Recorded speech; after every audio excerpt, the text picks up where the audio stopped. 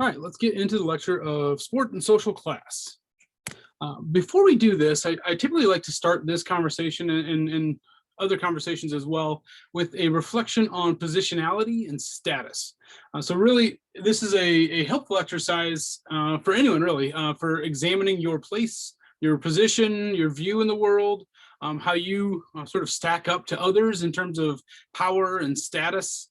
It's a way to think about that power dynamic through actual measurement, putting some quantitative behind it, nothing overly complex, but a way to see how you effectively stack up in terms of power.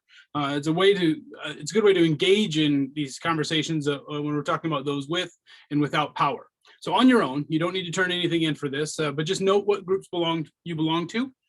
Think about if you are in a position of power or lesser status based on I've put 5 categories on. There are certainly more that are possible that you could have. Something like education or income would also be elements on this. But just for these main 5, which are the more commonly used ones, think of whether it's a plus or a minus, or a plus or a 0 for you in terms of race, gender, sexuality, religion, and social class.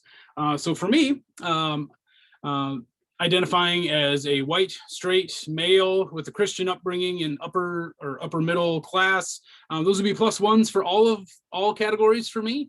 So that'd be a +5 on this in terms of status and power within society, just based on those things alone, not even counting in things like education, my position at the university, the power dynamics and the imbalance between a professor, students, things like that, or a senior professor with maybe a newer or younger untenured professor. So there's a lot that goes into power dynamics, but just sort of across the board, I need to recognize in my conversations on this all of the privilege and position that I effectively did nothing to attain most of these things. They were what they were, and just sort of recognizing the power imbalance in society and who has power to speak freely and maybe who doesn't have that power.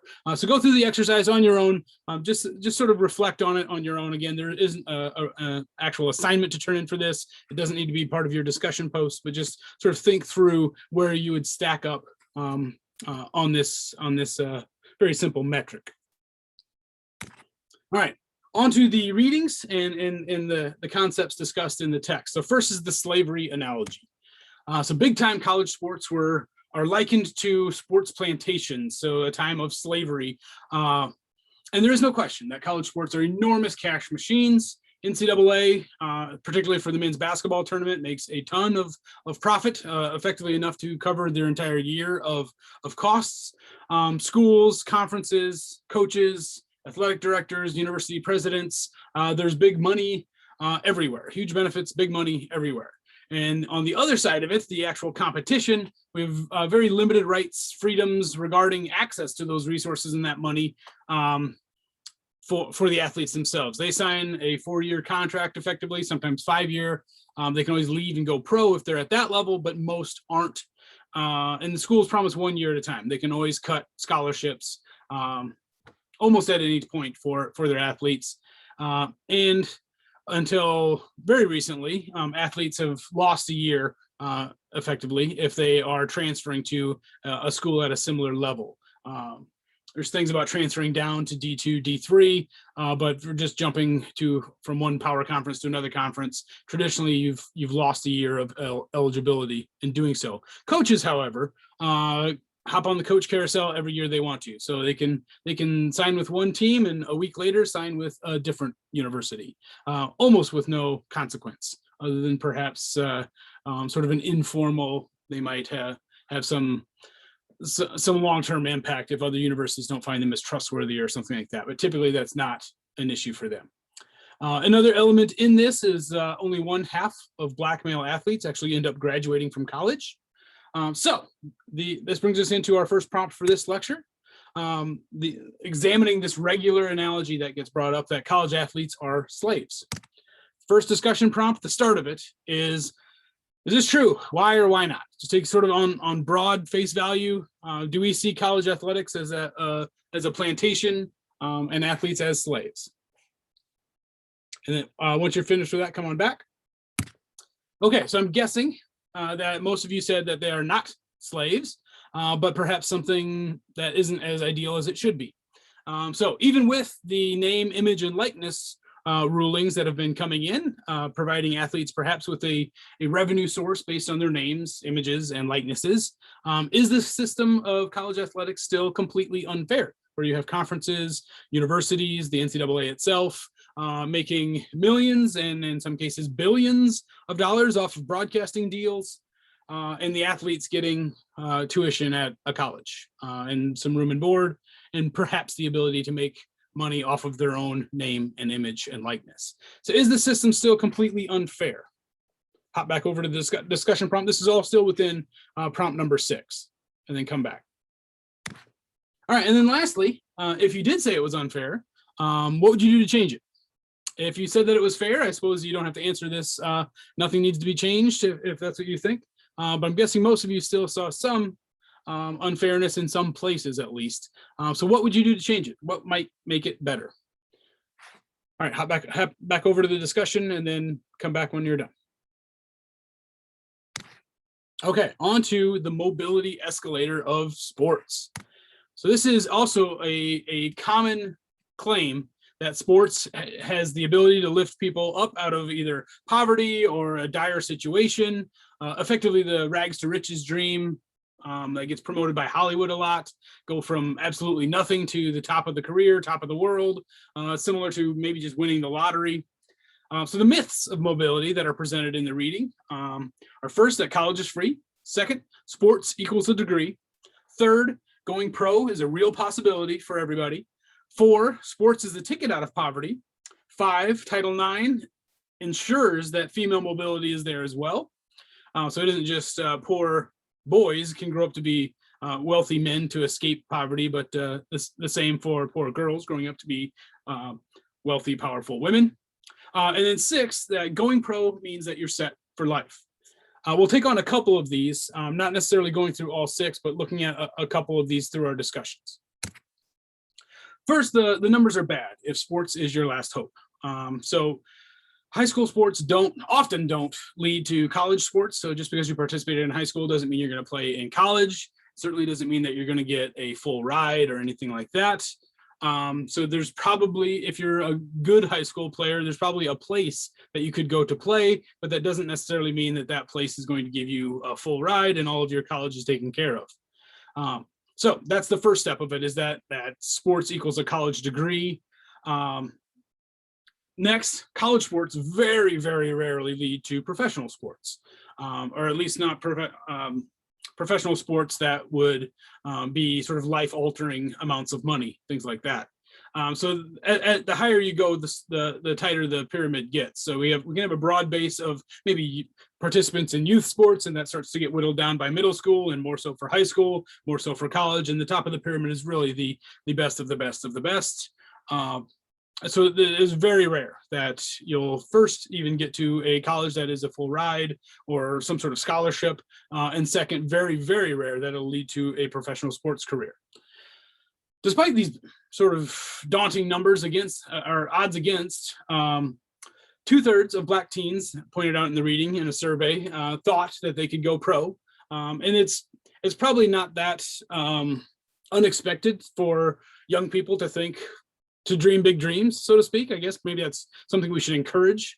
But it may become problematic if that becomes the sole focus, if that seems to be the only place where they're putting effort and direction and discipline is on the field of play, perhaps not classrooms or the arts or anything else in the community, other elements that maybe are a more viable ticket to get out of poverty. The reading does continue that showcasing that sports are not a viable ticket for African Americans, especially to get out of poverty. There's a 2 in 10,000 chance. So you have a 3 times better chance of getting struck by lightning in your lifetime than making it out of poverty and going pro as your ticket out. So the numbers aren't really good if sports is your last resort or last hope for escaping poverty. So this brings us into our next discussion prompt. If the numbers are that bad, and they are, for likelihood that you're going to go in pro in something and lift yourself or lift your whole family or your community out of poverty, so why do we still look at sports as the big ticket out of poverty? And subsequent to that, why wouldn't we look at things like education or business or arts or something in the community, other places that maybe are more viable, are more consistent and fair, and a greater opportunity for more rather than just one or two athletes? Why do we still see sports as the ticket out rather than other investments like education, business, arts? So talk through that in your 7th discussion prompt, and then come on back. All right, on to the women's mobility. So that was like the 4th or 5th myth presented by the reading, is that Title IX ensures that women have the same mobility opportunities as men. If we're thinking about it in terms of getting out of poverty, most of the money for female sports surrounds sports that are expensive to participate in the first place. So tennis, golf, auto racing, much higher cost threshold to get past to enter in. We don't see a lot of impoverished youth joining country clubs and joining tennis teams or golf teams and things like that. There are some great organizations that do that type of work to encourage that type of play or that type of participation, but it is not widespread. So tennis and golf, typically upper or upper middle class sports, would tend to be suburbs, wealthier, white. Same with auto racing, high cost threshold. You can't just decide one morning that you're going to get into auto racing without taking in a considerable expense to even get started on it. So that creates a distancing from sort of impoverished families and this idea about mobility for female athletes in particular. Additionally, we have on the back end of all of these things, WNBA minimum salary is $57,000. NBA minimum salary is just under $1 million. And there are a lot of factors that go into that. And the absolute most that the most often gets pointed to is NBA makes way more money, has much better ratings. It's got a longer tradition, a built-in fan base, or an established fan base, I should say. In many ways, it's unfair to have an A versus B comparison of NBA players make this much, WNBA players make this much. The ratings are so very drastically different, and sort of the NBA's history and fan base that they've built up over decades versus the WNBA being around for a much shorter period of time. It's a few decades now, so it isn't that it's brand new, but think of the generational fans of all of the sort of the powerhouses in the NBA and their long history of fans and ratings and selling tickets. So if we take out sort of that, or just accept that, yes, ratings are different, that does impact advertising and how much you can pay players, things like that. So we can still discuss how this gap might be reduced. In many ways, it would be boosting revenue for the WNBA rather than trying to shrink it somehow for the NBA, or maybe working in some sort of partnership. What role do you see, or could you see ESPN and other networks take in attempting to reduce that gap? Or maybe just, if you want to just think of it as elevating WNBA fans or revenue, what responsibility falls on the fans themselves? Perhaps a discussion at the front of this is, should this gap be reduced, or should we be striving for this gap to be reduced? And then from that, these other questions to round out discussion prompt number 8. All right, so take a second to go over to your discussion posts, take a shot at these, and then come on back. Okay, also, the idea that making it pro sets you up for life. Retirement, which typically happens in the 20s or maybe early 30s for most. The vast majority of players are not like Tom Brady playing into their 40s. Most sports won't allow that. Physically, the body wears down too much. And the grind on the body, not only through the participation in the games themselves, but the intense practicing and weightlifting and just the years and years of effort and strain you put on the body just wears the body down. So typically somewhere in the late 20s or early 30s, the person's retired. So there's a lot of years left, even if they were making pretty good money for those 2, 4, 10 years or so. It doesn't necessarily set them up for life. Oftentimes, especially if they're come from poverty or a really rough background, they oftentimes don't have role models or money managers that they can rely on. And we've seen countless examples of people blowing through millions of dollars and are effectively broke about 6 months after they retire from professional sports.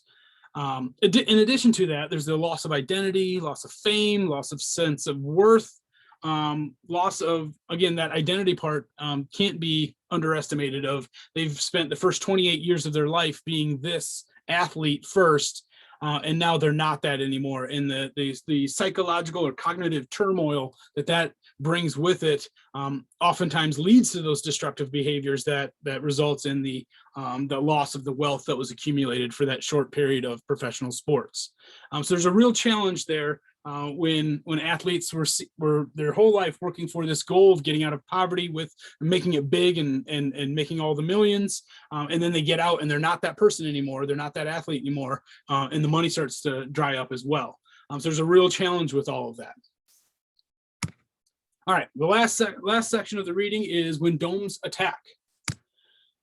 So the reading starts off with talking about the Saints and ticket prices around $90 when Hurricane Katrina hit, and talking about the Superdome and its public funding, and how people in the immediate area couldn't actually afford tickets to Saints games. And many of them, the first time they were actually inside the Superdome was when the hurricane hit, and it was opened up as sort of a safe haven to go if your house or your apartment was washed away.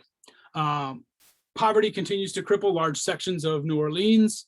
Again, the public funding of this enormous venue that most people in the immediate area couldn't even afford to go into. The section actually was written before the hurricane hit Houston, but actually mentions Houston as another example of how programs to help the poor have been overlooked in favor of brand new stadiums, ostensibly boosting city pride and keeping a team in the city over maybe civic programs that would actually boost up a lot of the members or the citizens in the city. Minnesota Twins is another example that comes to mind. After two decades of failed referendums, they finally forced through Target Field, effectively through politically behind closed doors, some backroom deals, and tragically, and yet also ironically, there was a fatal bridge collapse in the week that Target Field had its groundbreaking. So highlighting or pointing out the infrastructure problems or concerns versus putting public funding toward building a new baseball park. So we can fix bridges and roads and have a good infrastructure or other civically minded programs, or put money toward this shiny new Target Field. So having those as kind of a juxtaposed in the same week maybe really draws out the differences in prioritization here. Another that comes to mind is the Washington Nationals. So DC is one of the poorest cities in the Western Hemisphere, and they paid for $1 billion for the Nats' new stadium. Stadium's a little bit starting to get a few years on it now, but at the time that it was built, the municipality put in a huge chunk of that. Other markets at the time were paying about 30% of stadium costs. So clearly the DC area paid a much higher percentage of that. And then, just like with the Superdome, the majority of people that paid taxes into going toward that new stadium weren't actually the ones that filled the stadium. So wealthy fans from the suburbs drive into the stadium to attend games and to sort of enjoy all of that infrastructure investment from the city, but not actually the people that are living in the immediate area. And Indianapolis is no different. So the city proper has around 1 million residents. The greater area has about 2 million residents. Only about 20% are at or below the poverty line and the median income. These aren't necessarily bad numbers, but they're not great. They could be better, certainly. We don't want to have anybody below the poverty line, or as few people as we can. So the city's not in a terrible financial shape, I guess, is the big takeaway.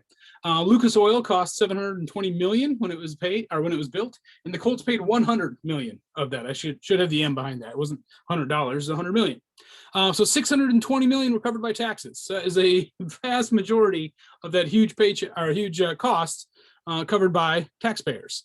Also in the deal, $120 million would be getting paid back from Lucas Oil to the taxpayers over time. So effectively $220 million versus $500 million, but still a huge investment by the city in Lucas Oil.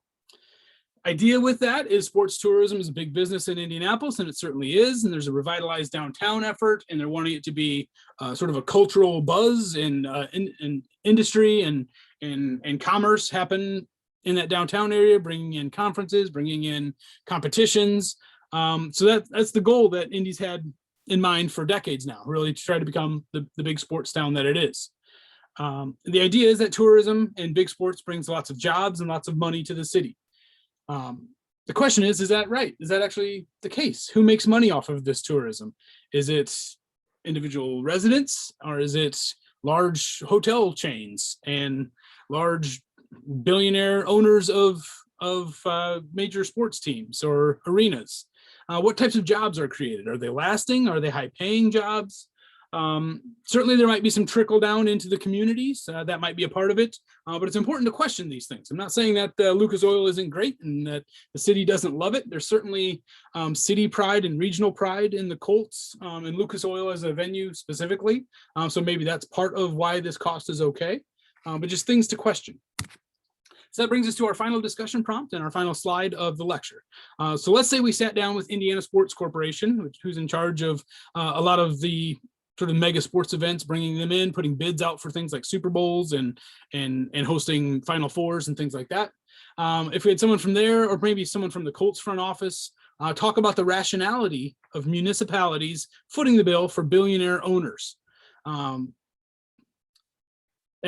Another venue recently opened up in LA, where the owner actually paid a little bit more than what was typically being paid, but still municipalities all over are footing a large portion of these bills, and the billionaire owners reap a lot of the profit off of that. So back to our prompt, what do you think Indiana Sports Corporation or the Colts front office executives, what do you think they would say if we put that to them? What's the rationality of municipalities footing the bill while billionaire owners reap most of the profit, or a good portion of the profit? What do you think they would say? And also, what do you say about it? So feel free to discuss any direction you'd like to go, whether it's like regional pride in the Colts or trickle down economics, or if you really want to go after the billionaire owners. I'm open to hear any thoughts on it. This is your final discussion prompt for the week and final slide for your lectures.